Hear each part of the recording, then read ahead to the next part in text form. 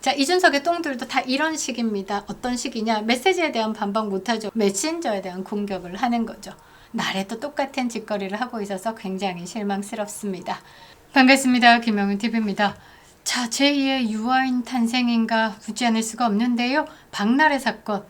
이걸 보면 무리수를 두는 듯한 느낌이 있습니다. 억울함을 말할수록 고소가 필요해지는 건 맞습니다만 그 고소의 대상이 전 매니저가 아니라 주사 이모가 되어야 하는 게 아닐까. 그건데 이 박나래는 전 매니저들을 고소했다라는 거죠. 제가 볼 때는 뭐 감히 내 사건을 까발려 괘씸한데 너 함 죽어봐 뭐 이런 느낌이지 않을까. 자, 이번 사안의 본질은요, 감정이 아닌 겁니다. 이미 여론의 단계는 의혹 제기를 넘어가지고 이제 법적인 판단을 요구하는 국면으로 진입했다라는 거죠. 자, 그럼에도 현재 대응 방향이 어떻냐? 솔직히 말해서 어긋나 보입니다. 잘못 짚었다라는 게 딱이지 않을까. 자, 장경태 사건, 강제 성추행 사건을 두고 장경태가 나는 아무런 죄가 없어요 라고 하지만 그 다음에 막 영상들이 펼쳐 나옵니다. 이 왼쪽 자율주행 손의 나쁜 위치, 그리고 그 성추행 사건의 피해자가 아니 여기를 왜, 이런 말들.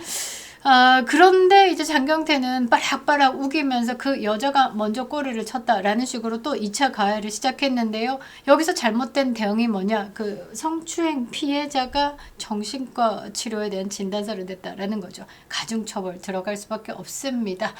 자, 지금 이 박나래 사건도 마찬가지입니다. 이 대응 방향이요. 매우 어긋나 보인다라는 거죠. 자, 박나래 중심으로 이른바 주사 이모로 불리는 인물, 무면허 의료 의혹이 확산되고 있습니다. 사실상 뭐 무면허자다라는 게 거의 뭐 100%죠. 자, 여기에 샤이니, 키, 온유, 먹방 유튜브, 뭐 입이 긴지 짧은지 하는 그 햇님인지 달님인지 하는 사람까지 연루가 돼가지고 파장이 커졌습니다. 자, 여기에 전현무 차 안에서 링거 맞는 사진 나오고요. 시상식 때 기안84님의 수상소감까지 엉망진창 와장창입니다. 자, 오늘의 이슈는 박나래이기 때문에 이 전현무 차 안에 링거 사진을 두고 그것에 대한 해명에 대한 이야기들 말도 안 하는 소리 짓거리던데요. 자, 이 부분에 대해서는 다음에 다루도록 하겠습니다. 자, 일단은 입 짧은 햇님은 시술 사실을 인정하고 활동 중단을 선언했습니다. 이들이 공통적으로 내놓는 메시지가 뭐냐? 정상적인 의료인인 줄 알았다. 그러니까 의사 선생님이다 라고 생각했다라는 거죠. 자, 이 말이 사실이다 라면요, 법은 분명한 거죠. 무면허 의료 행위를 한 자, 그 주사 이모가 처벌 대상이 되는 거고 속아서 시술을 받는 환자는 처벌 대상이 아니 되는 겁니다. 그러니까 의사인 줄 알고 나는 모르고 처방을 받았고 이 시술을 받았는데 어머 의사가 아니었어, 진짜 몰랐다라고 하면 환자를 처벌할 수 없다라는 거죠. 의사 면허가 없어서 치료를 받은 건 불법이지 않다라는 겁니다. 자, 그런데도 이 주사 이모를 고발하지 못하는 이유는 뭘까? 문제는 여기서부터 시작됩니다. 이 주장, 그러니까 의료 행위자, 적법한 의료 행위자다라고 생각을 했는데 아니었네. 그러면 그 다음 방법은 딱 하나뿐이다 라는 거죠. 그런데 그 방법을 택하지 않았다라는 건 여러분이 생각하시는 그게 맞다라는 겁니다. 자, 왜 말로는 더 이상 설득이 안 되는지, 이 박나래 사건이, 그리고 실제로 가능한 법적 쟁점은 무엇인지, 고소를 못하거나 안 하거나 어떤 후폭풍이 오는 건지, 여기에 더해진 마약류 의혹이 사건의 성격을 어떻게 바꾸는지까지 차례대로 짚어보도록 하겠습니다. 구독과 좋아요, 멤버십 가입은 영상에 큰 힘이 되고 있습니다. 자, 장동혁 당대표 24시간 필리버스터 끝냈습니다. 그 다음에 스레드나 인스타에 여러분들 뭐 어깨 깡패 이래가지고 3대 어깨 깡패 윤석열 대통령, 장동혁 당대표, 김민수 최고위까지 3대 어깨 깡 이래가지고 막 사진을 돌고 있던데요. 보면서도 흐뭇했습니다. 자, 그런데 민주당은 조롱하면서 내란 특별재판부 본회의에 통과시켰습니다. 법도 없고요, 국민도 없고요. 이제는 뭐 언론 장악하고 나니까 사법까지 장악하겠다라는 독재의 선언입니다. 여러분은 갑자기 왜 김현지가 사라진 줄 아십니까?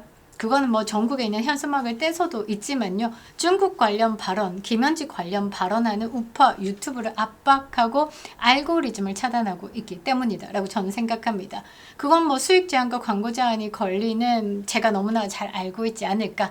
특정 국가에 대한 언급 자체가 제한 사항이다라는 겁니다. 지금 이런 세상이 대한민국이다라는 거죠. 이 막힌 알고리즘을 뚫는 방법, 유일한 방법은요. 여러분들의 좋아요 한번 그리고 댓글 한 줄이다라는 겁니다. 여러분들의 많은 참여 부탁드리도록 하겠습니다. 감사합니다. 자, 억울하다라면요 말이 아니라 고소로 입증하면 되는 겁니다. 자, 지금 국면에서 아무리 입장문을 내고요 아무리 몰랐다라고 반복을 해도 대중들은 더 이상 이 박나래의 말을 안 믿죠.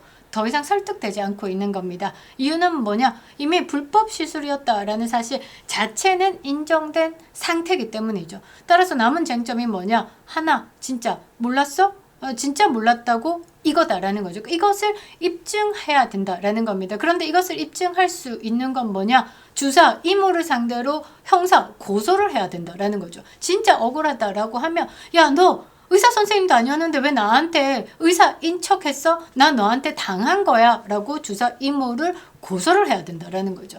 만약에 이들이요 이 주사 이모다라는 이 사람을 고소를 하지 않는다라는 건 문제가 있는 거죠. 주사 이모가 의사라고 믿게 만들었고 그것으로 인해서 신체적, 정신적 그리고 사회적으로도 지금 피해를 입지 않냐. 그러니까 이것을 법적으로 문제를 삼아 가지고 명예를 회복해야 된다라는 거죠.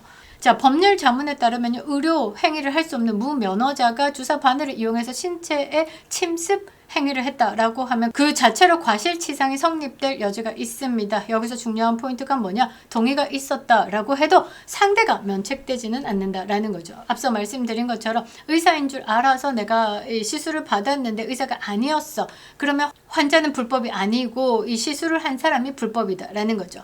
우리 판례는요 의사의 주사, 수술은 치료 목적의 정당 행위로 보아 상해가 성립되지 않지만 의료인이 아닌 자가 침습 행위를 했다라는 건 정당 행위가 될 수 없다라고 보고 있습니다. 즉 동의했다, 원해서 맞았다 이 주장은 무면허 시술의 위법성을 덮어주지 못한다라는 거죠. 또 하나는 의료법 위반입니다. 무면허 의료 행위에 직접 피해자로서 고발 주체가 될 수 있다라는 거죠. 자, 많은 사람들이 느낌 아닌 느낌으로 떠올리는 단어가 뭐냐? 사기다라는 거죠. 의사라고 믿게 만들어 놓고 아니었다라고 하면 주사 이모 사기쳤네? 이거다라는 거죠. 그런데 법적으로는 사기 성립 요건이 상당히 까다롭습니다. 약물의 종류 그리고 가격을 속여서 예컨대 뭐 1,000원짜리를 막 100만 원에 팔아서 속였다라고 하면 사기가 성립됩니다. 무면허 시술 그 자체가 사기다라기보다는 의료법 위반 영역에 가까운 거고 즉 사기 프레임은 이번 박나래 사건과는 다소 거리가 있다라는 거죠. 그래서 여기서 갈림길이 생기는 게 뭐냐? 자, 박나래가 진짜 억울해 죽겠다라고 하면 고소로 명예 회복을 해야 되는 겁니다. 사실상 이 박나래의 유일한 수단이다라는 거죠.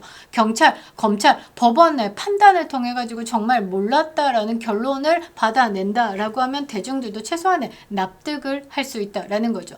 그런데 반대로 고소를 하지 않고 매니저들만 떼거지로 고소를 하고 이렇게 한다라고 하면 대중들은 의심을 쌓을 수밖에 없죠. 주사위 뭐 고소 못하네? 알고 있었네? 이렇게 말이죠.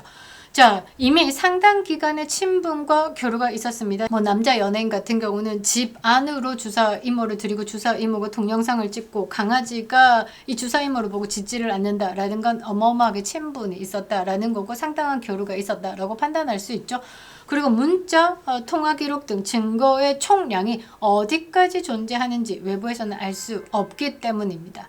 더 큰 리스크는 뭐냐? 주사 이모 측이요 이미 감정적으로 격양된 반응을 보이고 있습니다. 처음에 주사 이모 무면허 시술자다라고 막 이제 마녀사냥 들어가니까 야, 나 몽골에 어디서도 뭐 의대 졸업했고 뭐 졸업했고 라고 했는데 몽골에 그런 의대가 없었다라는 거 이미 화가 많이 났다라는 겁니다.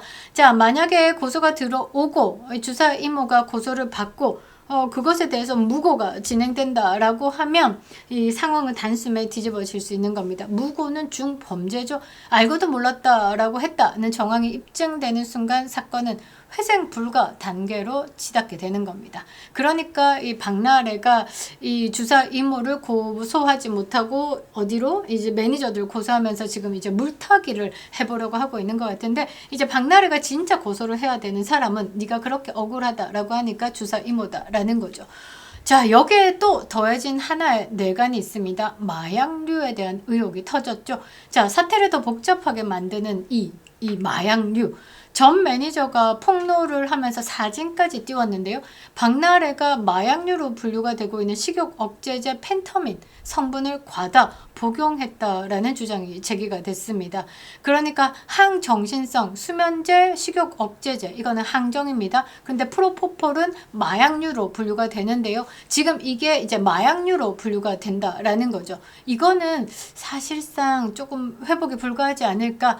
자, 최명기 정신건강의학 전문의입니다. 전문의가 사진에서 보는 이 분홍색 하트처럼 동그라미 보이시죠? 요게 펜타민이다 라는 겁니다.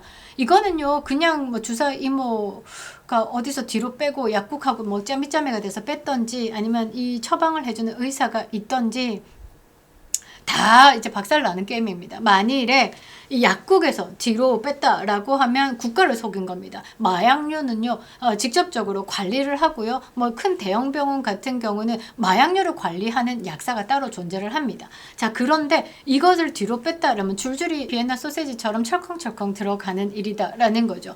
자, 지금 사진에서 동그라미, 이게 지금 펜터민 성분의 식욕 억제제. 이게 또 어떤 효과가 있냐면 잠을 깨는 뭐 각성의 효과가 있는데, 여기에 술까지 더해진다라고 하면 한 방에 훅 가는 거죠. 이게 계속 이제 반복될 수밖에 없습니다. 이 박나래가 요즘에 사진 막 이렇게 돌아보면 술 먹고 난장판이 된 그런 사진들 보면서 아, 이렇게 술을 떡이 될 때까지 마실 수 있나라는 생각을 했는데, 그게 아마 어느 정도 이 약이 작용되지 않았을까라고 저는 보는데요. 사실상 뭐 지금은 매니저의 일방적인 주장이다라고 이야기를 하지만 매니저가 없는 사진 찍었겠습니까? 그리고 매니저가 지금 이렇게 폭로를 한다라는 건 어마어마하게 많은 양의 증거가 있고 아직도 더 많은 양의 증거가 남아 있을 수도 있다라는 겁니다. 앞으로 이 모든 것은 뭐 수사를 통해서 밝혀야 하는 거지만, 만약에 링거에 프로포폴 마약류가 들어갔다, 단순한 영양제가 아니다라고 하면 진짜 이제는 끝난 겁니다. 지금 그 사진에서 나타난 이 나비인 모양의 펜타민 같은 경우는요, 의사 처방 없이 가지고 있다, 뭐 유통시켰다라고 하는 순간 징역 5년입니다. 그리고 5천만 원 이하의 벌금형에 처해질 수 있다라는 거죠. 그리고 이 약은요, 의존성도 생기고 내성도 생기는 상당히 이게 좀 지켜봐야 될 약이기 때문에요. 이게 28일 이상은 또 처방을 안 하는 약입니다. 나라가 강력하게 규제하고 있는 약인데, 이 박나래는 이것을 쉽게 받아왔다라는 거죠. 자, 의사 면허를 보유한 것으로 알고 있었고, 마약류가 아닌 단순 영양제 주사를 맞았다라고 박나래는 말하고 있지만, 이 가장 중요한 것은 뭐냐? 이 주사 이모의 입이다라는 거죠. 여기서 다시 한 번 더 질문, 진짜 몰랐어? 라는 겁니다. 자, 이 사건에서 이제 입장문의 문제가 아니라 법적 선택의 문제가 됐죠. 고소를 하라라는 겁니다. 진짜 억울해 죽겠으면요, 주사 이모를 고소하고 모든 것을 입증하겠다라는 각오로 모든 통화 기록, 그 다음에 관계들을요, 법정 위에 올려야 되는 겁니다. 고소를 하지 않는다라고 하면 그 침묵은 또 다른 해석을 나올 수밖에 없는 거죠. 자, 지금 필요한 것은요, 더 정교한 문장, 뭐 카메라 앞에서 이 단호한 표정, 이 결기에 찬 뭐 움직임, 뭐 이런 거 필요 없습니다. 지금은요, 고소 의무를 고소하는 것만으로도 나래가 되게 힘들겠구나라는 뭐 약간의 그런 따뜻한 시선을 받을 수도 있다라는 거죠. 그런데 억울함을 말로 주장할 수 있는 시간은 이미 끝난 것 같습니다. 메시지에 대한 반박을 못할 때 주로 고소를 하죠. 그게 뭐냐? 전략적 봉쇄술이다라는 겁니다. 지금 박나래가 매니저를 고소하는 이유는 전략적 봉쇄술이다라고 봅니다. 더 있을 사진, 더 있을 메시지, 더 있을 폭로를 잠시 막겠다라는 전략적 봉쇄술. 이거를 제가 어떻게 아냐면요, 이준석이 저한테 전략적 봉쇄술을 펼쳤습니다. 하버드 청와대 학력 사기에 대해서 방송을 하고 밝히니까 놀래가지고 저를 고소를 했습니다. 그건 더 이상 방송으로 이제 사건이 터질까봐 막 전략적 봉쇄수를 펴면서 언론들을 막 다 잠그고 그랬는데요.